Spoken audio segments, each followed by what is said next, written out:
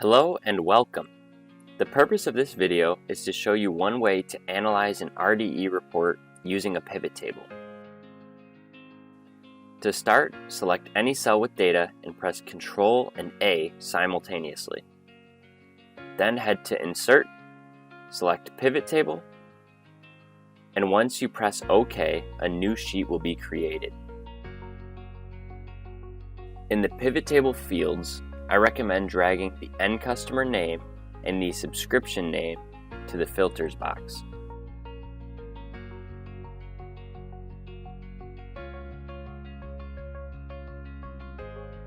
Then, in your rows, you want to add the description. And finally, the values field should consist of the extended price, which is your reseller cost, and the end customer extended price, which is the MSRP of the Azure services. This is what your field should look like. Now go ahead and close the tab on the right-hand side, and you can now filter by the customer you want to focus on, and make sure you select Azure NCE only.